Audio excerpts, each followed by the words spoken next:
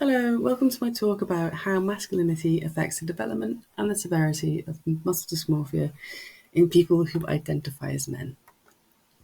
Firstly, I would like to acknowledge and thank the brilliant researchers dedicated to this field, the participants for sharing their experiences, and finally I'd like to thank my research partner, Jack Cunliffe. Without his passion and his support, none of this would have been possible. So, muscle dysmorphia. What is it? It's a relatively new and understudied body image disturbance that primarily affects men. Body image concerns and preoccupation with appearance have been observed throughout history. Muscle dysmorphia first entered the literature in 1993, known as reverse anorexia, when Pope et al. Observed the condition within a population of male bodybuilders. In 1997, they renamed the condition muscle dysmorphia, and they published a paper which included some tentative diagnostic criteria. It wasn't until 2013, however, that muscle dysmorphia entered the DSM-5, where it was classified as a specifier of body dysmorphic disorder under obsessive compulsive disorder. And there are only 2 lines dedicated to it.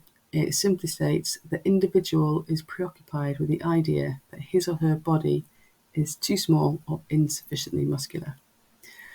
Notable symptoms of muscle dysmorphia include compulsive exercise, usually weight training, compulsive mirror checking or avoidance, getting distressed at missing workouts, and a pervasive feeling that they are never muscly enough. Now, there's a lot of debate among researchers about what muscle dysmorphia actually is. They don't know if it's a body image, eating, or addictive disorder. Sandgren and Lavelle state that no study to date have actually used the criteria from the DSM, but have instead relied upon Pope's original criteria, diagnostic criteria, which has been criticised for being tentative and subjective. So social and environmental factors that affect its development are things like media representations, sports culture, and pressure from peers. A few studies have flagged violence and bullying as predisposing factors, and Pope discovered that a small number of female bodybuilders developed muscle dysmorphia after a sexual assault. Other pressures have been mentioned are systemic pressures such as discrimination and influences from religious institutions, though the exact mechanisms remain unclear. Psychological factors can increase the severity of the condition. People with muscle dysmorphia have a significantly higher rate of co-occurring mood disorders such as anxiety and depression. They can compound the condition or mask it. People with muscle dysmorphia are prone to compulsive behaviours like extreme and excessive exercise, and they can take steroids and other illegal drugs to improve their workouts and increase their size. There is a high suicide rate associated with muscle dysmorphia, which is concerning when we consider the already overwhelmingly high suicide rate of men globally. Societal expectations and gendered stigma are already known to affect men's health behaviour, and many men are less likely to seek support because of this. So how are we going to define masculinity? Much of the literature has come to associate muscle dysmorphia with traditional masculinity. This is a set of societal beliefs and expectations for what it means to be a man in the Western society. So these include Stoic beliefs about how power and independence, dominance, and the rejection of femininity are important. And with this come gender norms. So masculine gender norms are the set of rules about how men should behave to meet these societal expectations. So why are we doing this literature review? Well, research has revealed that traditional masculine ideology and the conformity to masculine gender norms is associated with muscle dysmorphia. They have negatively impacted men's life and health, and it is widespread in a population who are already at a great risk of mortality globally. But there is no research out there, or little research out there, on how conformity to masculine norms affects the development and severity of muscle dysmorphia. So we are hoping that understanding the contributing factors to this relationship a little more will help to refine prevention and intervention strategies to more effectively address muscle dysmorphia in the future. So the methods section, what did we do? So firstly, we carried out a scoping review to select the most appropriate data and to trial and test the most effective search terms. We created this inclusion criteria and used this spider design to help us develop our search strategy. Muscle dysmorphia is a relatively new and niche area of academic research, so we tailored the search terms to maximize sensitivity and specificity. Search terms related to masculinity and maleness were selected to encompass a broad scope of literature, and the search terms related to muscle dysmorphia and drive muscularity, much more specific, were selected to refine and focus the search. The two sets were then combined to create a final Boolean set. We had our proposal checked and approved by the research supervisor before we began the searches, and followed the PRISMA protocol to help reduce any biases. This PRISMA flow diagram shows how we conducted the research. So the initial literature searches were carried out collaboratively by both researchers in November 2023. This initial database search generated 1,316 articles.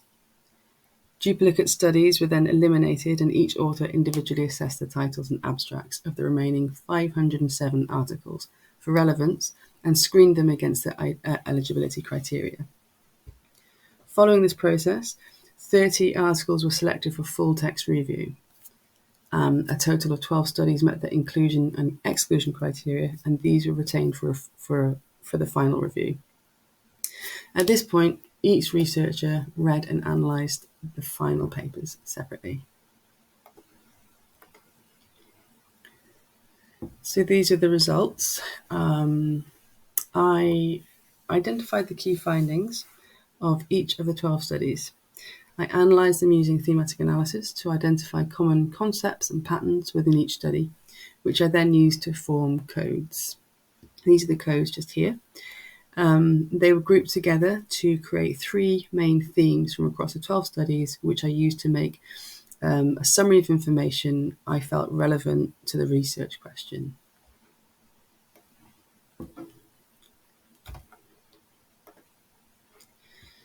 So, how does masculinity affect the development and severity of muscle dysmorphia in men? The first theme is conformity, and it's based around how societal expectations, conformity to masculine norms, and comparison and reinforcement of these norms can promote the development of drive for muscularity, eventually leading to muscle dysmorphia. So in our society, boys and young men are encouraged to conform to these masculine norms, which can lead to psychological issues later in life. Throughout history, society has set these standards for how men should look and act, expecting them to follow specific masculine norms to fit in. Hegemonic masculinity places an emphasis on the male body as a symbol of power and status. It tells us that this hypermuscular body, which is often an unattainable ideal for people, is necessary to be a real man. Within this culture, men who have a more muscular physique tend to position themselves as dominant, and men who are less built are often seen as puny, weak, and effeminate, and therefore less of a man. So media images promote this muscular appearance and associate it with this masculine prowess and with being socially competent.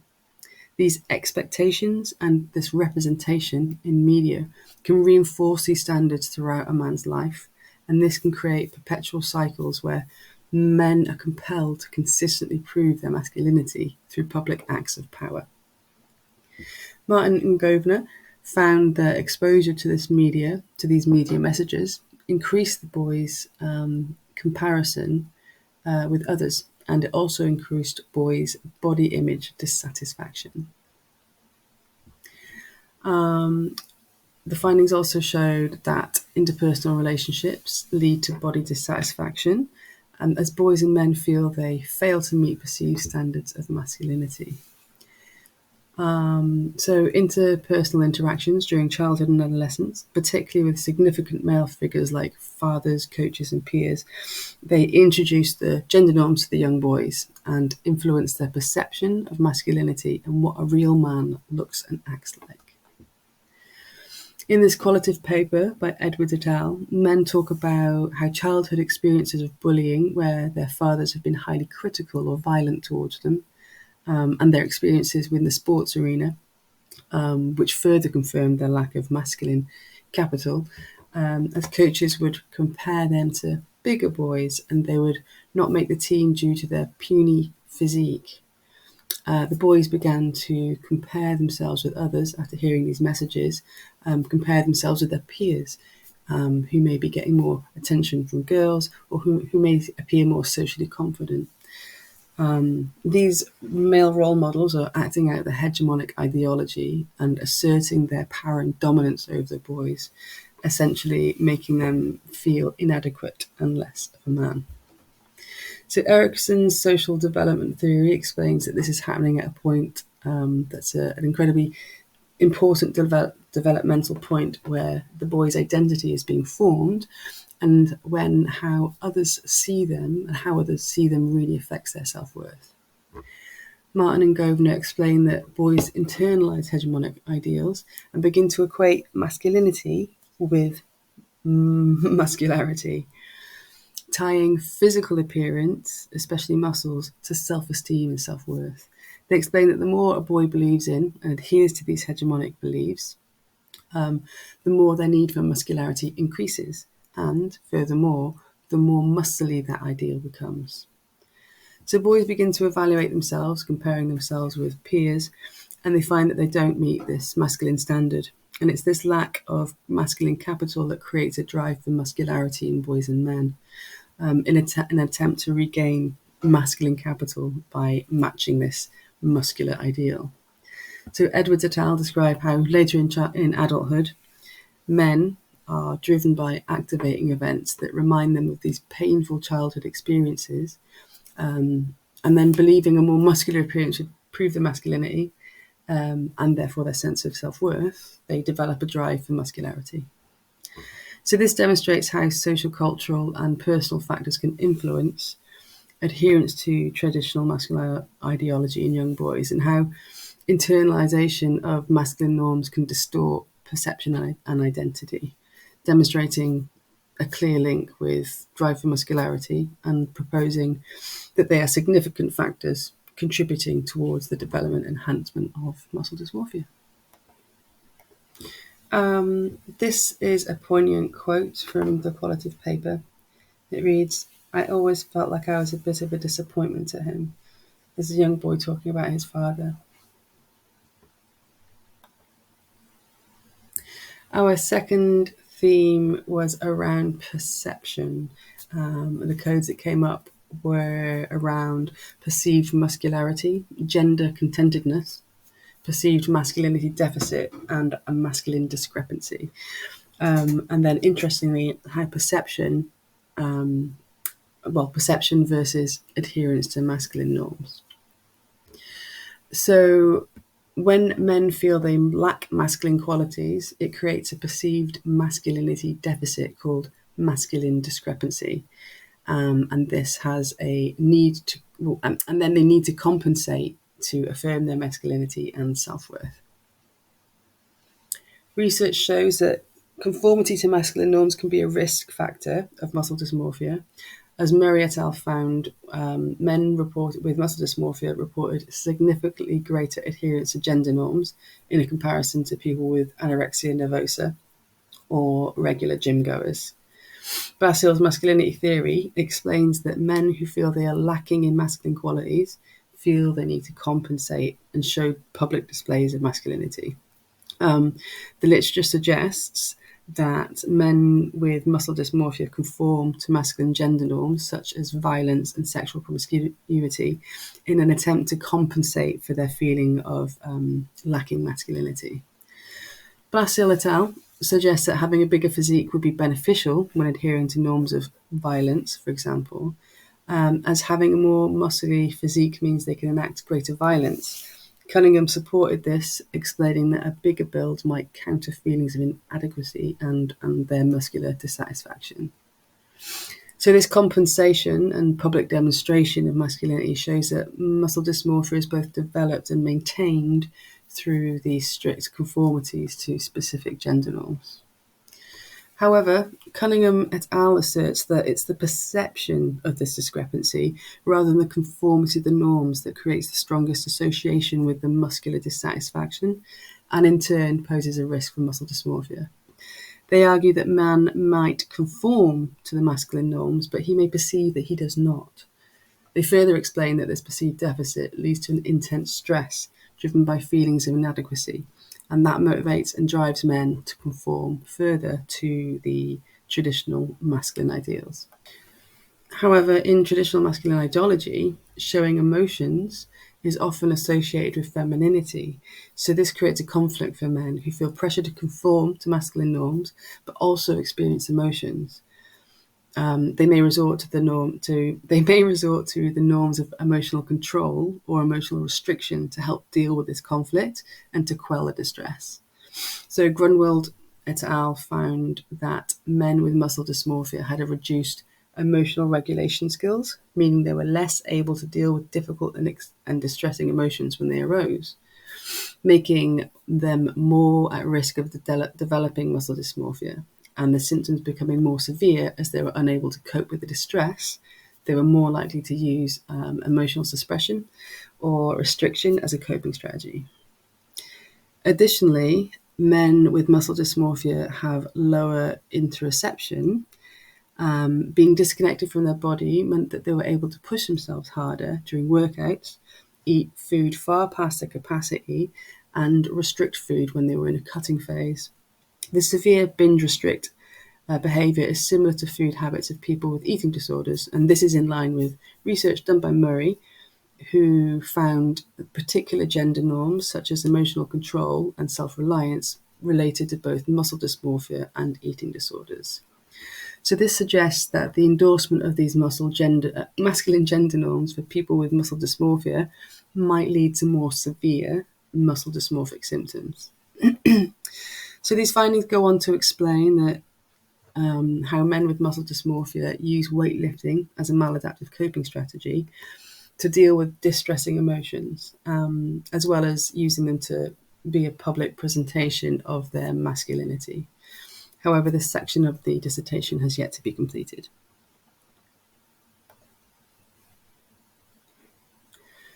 Another poignant quote from the qualitative paper. I feel this really illustrates the perpetual nature of the conundrum that these men are facing.